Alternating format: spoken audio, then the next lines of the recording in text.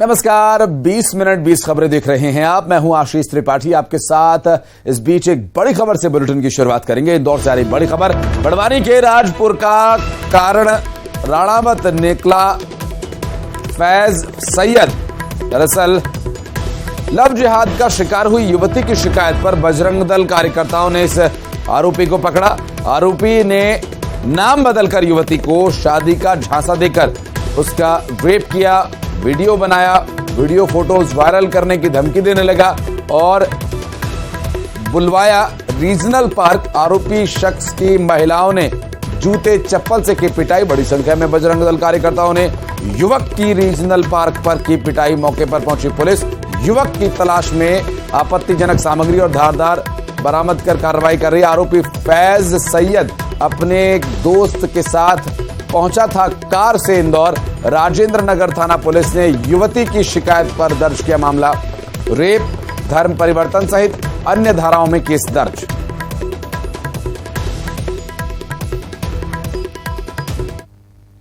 और इंदौर में जवाहर मार्ग पर देर रात 4 से 5 बाइक सवार युवकों ने पेट्रोल बम फेंककर आग लगाने की कोशिश की। पूरी घटना सीसीटीवी फुटेज में कैद हो गई। पुलिस ने अज्ञात आरोपियों के खिलाफ केस दर्ज कर आरोपियों की तलाश शुरू कर दी। घटना मल्हारगंज थाना क्षेत्र के जवाहर मार्ग के राहगीरों ने मौके पर आग देख तुरंत बुझाया।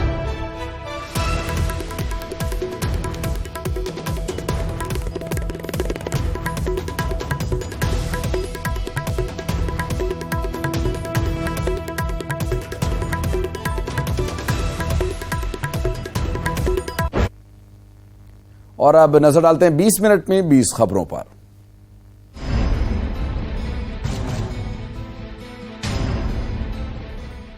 कीचड़ से सनी सड़क में फंसे 2 पहिया वाहन को खींचने में जुटे ग्रामीण। ये तस्वीर इलाके के हालात बयां करने के लिए काफी है। ये सड़क है गरियाबंद के सुपलगा की, जहां आम रास्ते पर कीचड़ जमा होने से लोगों को निकलने में परेशानी हो रही है। वहीं महिला बुजुर्गों का इस रास्ते से निकलना दूभर हो गया है। ग्रामीणों ने इस रास्ते का वीडियो बनाकर वायरल कर दिया। ग्रामीणों का पंचायत और प्रशासन के खिलाफ आक्रोश देखा जा रहा है। हालात ये हैं कि रहवासी और राहगीर कीचड़ से होकर आवागमन करने को विवश हैं। खासकर बारिश के दिनों में स्थिति और भी दयनीय हो जाती है। हालात ये हैं कि मार्ग पूरी तरह से कीचड़ से भरा हुआ है और मार्ग पर कीचड़ और फिसलन के कारण ग्रामीण और राहगीरों को आवागमन में काफी परेशानी होती है।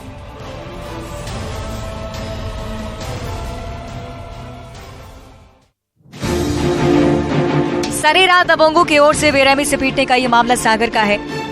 जिले के जयसिंह नगर थाना इलाके में पीटने का ये वीडियो तेजी से वायरल हो रहा है। इसमें साफ देखा जा सकता है कि पान ठेला चलाने वाले एक गरीब दुकानदार की लाठी डंडों से पिटाई की जा रही है। दरअसल उसके करीब के दुकान के संचालक ही उसकी लाठियों से पिटाई कर रहे हैं। वीडियो सामने आने के बाद पीड़ित दुकानदार के पक्ष में समाज के लोगों ने ज्ञापन सौंपा है।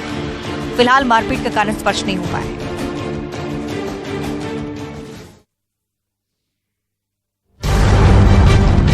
नदिया में बेखौफ बदमाशों ने एक बार फिर से फायरिंग कर दहशत फैलाने की कोशिश की है। साथ ही पुलिस की पेट्रोलिंग पर भी सवाल उठ रहे हैं। घटना का शिकार शहर के सबसे व्यस्ततम और सुरक्षित इलाके के लोग हुए हैं, जहां के अनाड़ी रेस्टोरेंट के बाहर 4 बदमाशों ने कट्टे से ताबड़तोड़ के बाद 3 फायर किए। इतने में मन नहीं भरा तो दुकानदार के काउंटर पर लात मारी, आराम से निकल गए। सबसे व्यस्त सड़क पर खुलेआम फायरिंग से आसपास के दुकानदारों और लोगों में दहशत है। बदमाशों की पूरी करतूत सीसीटीवी कैमरे में कैद हो गई है।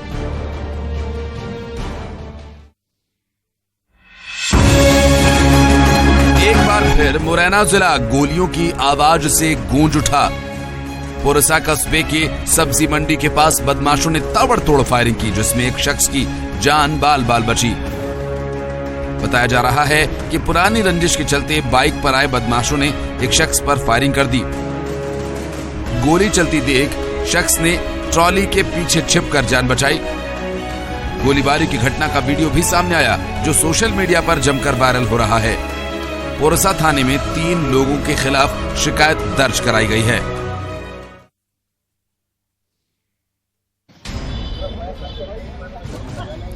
जगदलपुर के ऐतिहासिक दलपत सागर की सफाई को लेकर एक बार फिर शहरवासी तालाब में उतरे। प्रदेश के सबसे बड़े तालाबों में शुमार दलपत सागर इन दिनों जलकुंभी से पट गया है। इसे हटाने के लिए निगम और जिला प्रशासन के अधिकारियों कर्मचारियों के साथ साथ जनप्रतिनिधि भी सफाई अभियान में शामिल हुए हैं। तालाब करीब 300 एकड़ में फैला है। जलकुंभी को साफ करने के लिए ई बॉल और जापानी फिश को भी डाला गया। साथ ही किनारे से जलकुंभी को हटाया जा रहा है। वहीं शहर के महापौर ने लोगों से इस धरोहर को बचाने के लिए आगे आने की अपील की।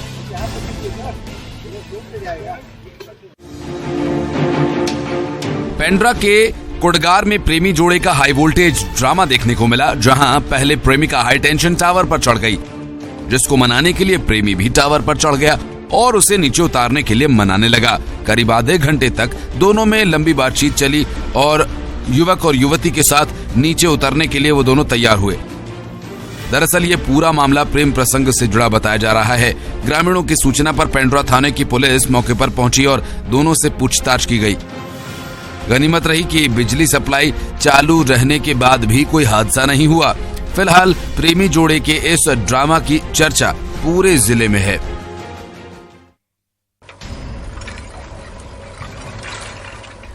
बलौदाबाजार के ग्राम पंचायत दर्रा में प्रशासन से चारागाह भूमि पर से बुलडोजर चलाकर अवैध कब्जे को हटाया। दरअसल गांव की 6 एकड़ जमीन को पहले इंदिरा हरेली सहेली योजना में दिया गया था, लेकिन वहां पर मिश्रित पौधे लगाने के बदले धान की फसल लगा दी गई। इसके खिलाफ ग्रामीणों ने मोर्चा खोलते हुए प्रशासन से कार्रवाई की मांग की थी। इसके बाद तहसीलदार ने राजस्व मामला और पुलिस की सहायता से जेसीबी मशीन से अवैध कब्जा हटा दिया।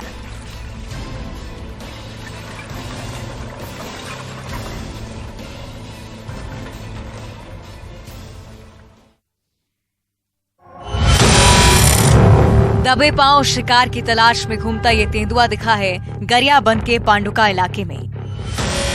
ये तेंदुआ इन दिनों पांडुका के आसपास के गांव में घूम रहा है। तेंदुए के दिखने से ग्रामीणों में दहशत है। वहीं वन विभाग जल्द तेंदुए को पकड़ने की बात कह रहा है। पांडुका थाने के करीब तेंदुए को देखा गया। पांडुका थाना इलाके में तेंदुआ आने की खबर ग्रामीणों ने वन विभाग को फौरन दी। तेंदुआ रिहायशी इलाके में भी मौजूद है।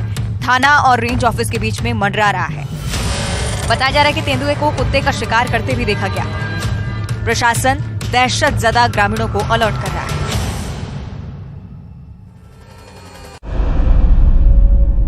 नर्मदापुरम में मूसलाधार बारिश से बाढ़ जैसे हालात बन गए हैं।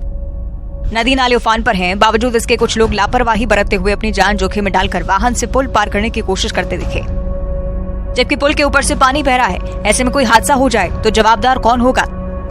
तस्वीरें कुब्जा नदी, शोभापुर और माखन नगर के एक नाले पर बने पुल की हैं, जिसमें ट्रैक्टर चालक लापरवाही बरतते हुए नजर आता है।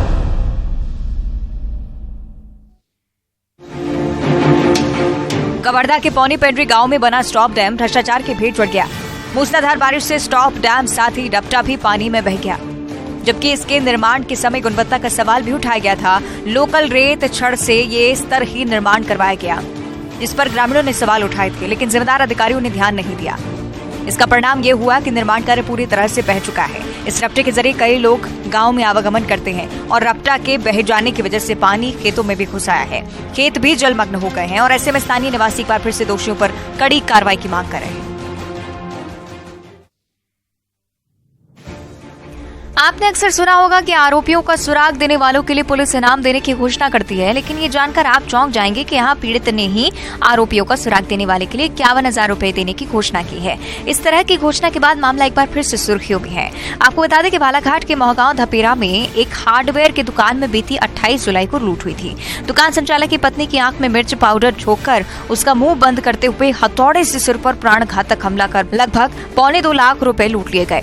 पुलिस ने मामले में अज्ञात लुटेरों के खिलाफ केस दर्ज किया, जांच शुरू की थी, लेकिन सफलता नहीं मिली। 2 आरोपी सीसीटीवी में पेटी लेकर मोटरसाइकिल से जाते हुए दिख रहे हैं, लेकिन उनकी शिनाख्त नहीं हो पाई। ऐसे में दुकान संचालक आशाराम बसेने ने इनाम की घोषणा कर दी। चंदन तस्करों के इंटरस्टेट गिरोह का शहडोल पुलिस ने बड़ा खुलासा किया। आरोपियों के कब्जे से 63 किलो चंदन की लकड़ी और बोलेरो वाहन जब्त किया गया। 18 लाख रुपए का सामान जब्त किया गया है। पुलिस ने गिरोह के 3 आरोपियों को गिरफ्तार किया। उत्तर प्रदेश के रहने वाले आरोपी विशाल सिंह और बिहार के रहने वाले उमाशंकर साहू और अर्जुन बारी को गिरफ्तार किया गया है। ये गिरोह अंतर्राज्यीय चंदन तस्कर बताया जा रहा है। जिला मुख्यालय से लगे सिंहपुर गांव में कभी हजारों की तादाद में चंदन के पेड़ थे, जिसे चंदनबाड़ी के नाम से भी जाना जाता था, लेकिन धीरे धीरे यहाँ से चंदन के पेड़ गायब हो गए। ये है हमारी उंगलियां, जिसे इंग्लिश में कहते हैं फिंगर्स। एलईडी स्क्रीन पर पढ़ाई करते और फर्राटेदार अंग्रेजी में किताब पढ़ते बच्चे किसी प्राइवेट स्कूल के नहीं हैं, बल्कि कोरबा के भटगांव प्राइमरी स्कूल का नजारा है, जहां डिजिटल क्लासरूम के साथ साथ लाइब्रेरी, डाइनिंग रूम तक बना हुआ है। स्कूल बाहर से जितना भव्य दिखता है, उतना ही अंदर से भी दिखता है। लेकिन ये स्कूल 5 साल पहले तक ऐसा नहीं था। स्कूल के ही 3 शिक्षकों ने 5-5 हजार रुपए अपनी सैलरी से देकर इकट्ठा किए और फिर पंचायत के सहयोग से स्कूल के रंग रोगन से लेकर डिजिटल क्लास भी बनाई। इस स्कूल के शिक्षकों को उत्कृष्ट शिक्षा के लिए कई पुरस्कार मिल चुके हैं।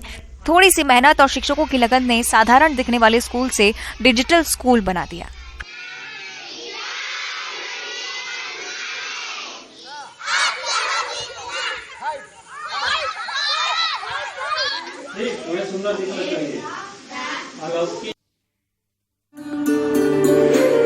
सावन महीने में शिव की पूजा का विशेष महत्व होता है और शिव भक्त पूरे महीने भर शिव की आराधना में लीन रहते हैं। खासकर प्राकृतिक स्थानों पर बने शिवलिंग पर जलाभिषेक बड़ा फलदायी होता है। तभी तो बलरामपुर के डुमरखी गांव में पेड़ के नीचे स्थापित शिवलिंग पर मशरूम का शेषनाग स्वरूप दिखा है और देखते ही देखते भक्तों का हुजूम उमड़ने लगा और लोग इस सावन में भोलेनाथ की अद्भुत महिमा बता रहे हैं। वैसे भी ऐसा कहा जाता है कि पौराणिक कथाओं के अनुसार सावन महीने में ही समुद्र मंथन किया गया था और मंथन के दौरान समुद्र से विष निकला। भगवान शंकर ने इस विष को अपने कंठ में उतारकर संपूर्ण सृष्टि की रक्षा की थी। इसलिए इस माह में शिव उपासना से उनकी विशेष कृपा प्राप्त होती है। भगवान श्री राम की भक्ति में लीन एक युवा भक्त समरेंद्र सिंह राठौड़ अयोध्या से श्रीलंका तक का सफर तय करने के लिए पैदल ही निकल पड़ा है।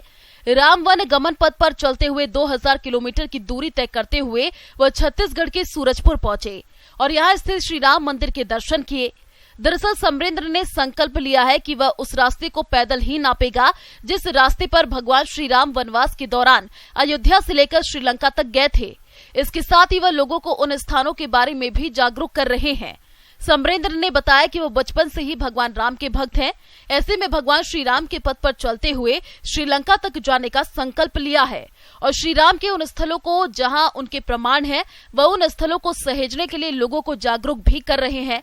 आपको बता दें कि अयोध्या से लेकर श्रीलंका तक की दूरी लगभग 15,000 किलोमीटर है और समरेंद्र ने अब तक 2,000 किलोमीटर की दूरी तय कर ली है।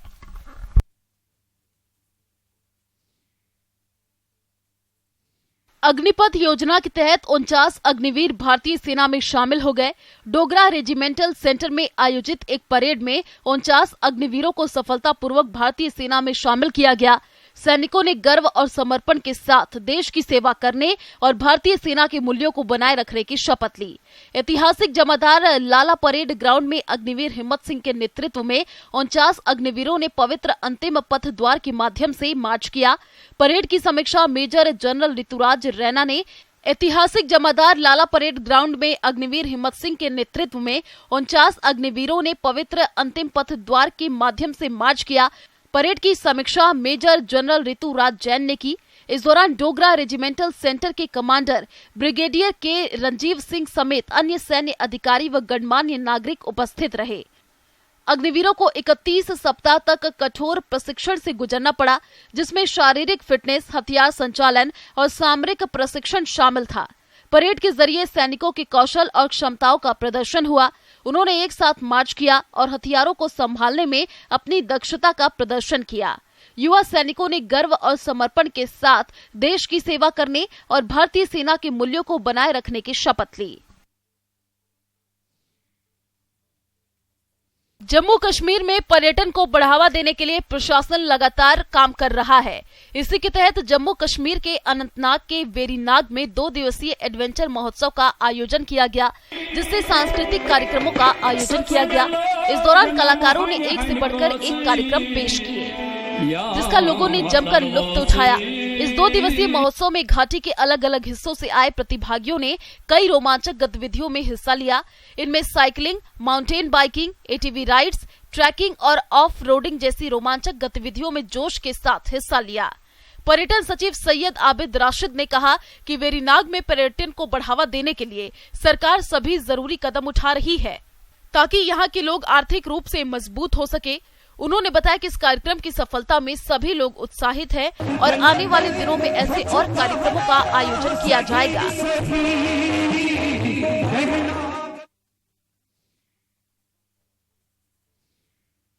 हस्तकरघा का शानदार प्रदर्शन अब शायद ही कहीं देखने को मिलता है, लेकिन पश्चिम चंपारण जिले में एक ऐसी जगह है जहां आदिवासी थारू समाज के लोगों ने हस्तकरघा को आज भी जीवित रखा है। यहां आज भी आदिवासी महिलाएं उसी पारंपरिक तरीके से शानदार गर्म कपड़े और बेडशीट बनाती हैं।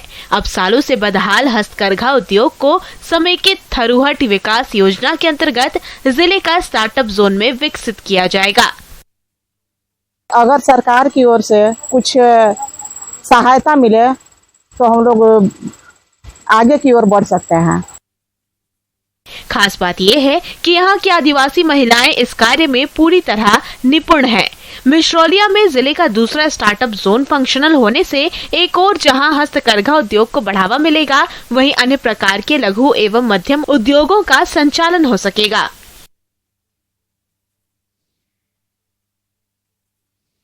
उदयपुर के रहने वाले प्रसिद्ध स्वर्ण सूक्ष्म कलाकार इकबाल सक्का ने एक बार फिर अपनी कला के मार्फत पूरी दुनिया में उदयपुर का नाम रोशन किया है। 100 से ज्यादा वर्ल्ड रिकॉर्ड बना चुके इकबाल सक्का ने इस बार 24 कैरेट सोने से बना दुनिया का सबसे छोटा हैंडबैग बनाया है। इस छोटे बैग की लंबाई 0.02 इंच है, जो कि चीनी के दाने से भी छोटा है। बता दें कि इससे पहले दुनिया में सबसे छोटा हैंडबैग अमेरिका के न्यूयॉर्क में बनाया गया था। यह छोटा हैंडबैग 0.03 इंच का था, जिसकी नीलामी में 54 लाख रुपए मिले थे।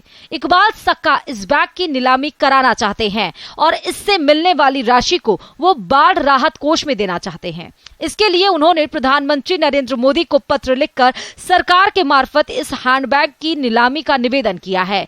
24 कैरेट सोने से बने हैंडबैग को बनाने में इकबाल को 3 दिन लगे। इस दौरान इकबाल की एक आंख की रोशनी भी चली गई थी। ऐसे में उन्होंने दूसरी आंख के सहारे इस कार्य को पूरा किया। सक्षम नेतृत्व में किस तरह नवा छत्तीसगढ़ ले रहा है आकार, बेहतर नीतियों के साथ किस तरह हर वर्ग के सपने हो रहे हैं साकार। छत्तीसगढ़ के विकास, वर्तमान और भविष्य पर मंथन का महामंच, जहां होंगे विभिन्न क्षेत्रों के दिग्गज। राइजिंग छत्तीसगढ़ देखिए 7 अगस्त दोपहर 12:30 बजे से सिर्फ न्यूज़ 18 मध्य प्रदेश छत्तीसगढ़ पर।